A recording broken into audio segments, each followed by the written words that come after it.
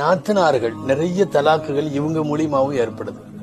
நான் தயவு செய்து கணவனோடு பிறந்த அக்கா தங்கச்சிகளை கேட்டுக்கிறேன், அவங்களுடைய வாழ்க்கையில போய் தலையிடாதீங்க. உங்களோட கட்டி கொடுத்த இடத்துல வாழ்க்கை எப்படி வேணாலும் இருக்கலாம், உயர்வா இருக்கலாம், தாழ்வா இருக்கலாம். இது ஒவ்வொருத்தருக்கும் அல்லாஹ் முடிவு செஞ்சது. எதற்காக வீட்டுக்கு வர்றப்போ எல்லாம் எதையாவது கொளுத்தி போட்டு போயிடுறது, நாத்தனாக்கள் கோச்சுக்க வேணாம். நான் சொல்றது நாட்டுல பரவலாக நடக்கிறது சொல்றேன். ஏன் வாழ்றதுக்கே விட மாட்டீங்களா? உங்க சகோதரன் மனசுல நிம்மதியா இருக்க வேண்டாமா? வரும்போதெல்லாம் எதையாவது ஒன்றை, நீயும் ஒரு வீட்டுல மருமகளா தானே இருக்கிற. நாத்தனார்களை கேட்கிறேன், தயவு செய்து நாத்தனார்கள் கோச்சுக்காதீங்க, பச்சையா கேட்கிறேன். உங்களுக்கெல்லாம் கல்யாணத்துல சீர் செய்யணும்னு என்ன இருக்கு? யாராவது ஒருத்தர் தன் பிள்ளைய கட்டி கொடுத்தாருன்னா பிள்ளைக்கு செய்யலாம், மருமகனுக்கு செய்யலாம், ஏதாவது பண்ணலாம். நாத்தனா சீருன்னு கூச்சப்படாம கை நீட்டு வாங்குறீங்களே, முஸ்லிம்கள் தானவா நீங்கெல்லாம்?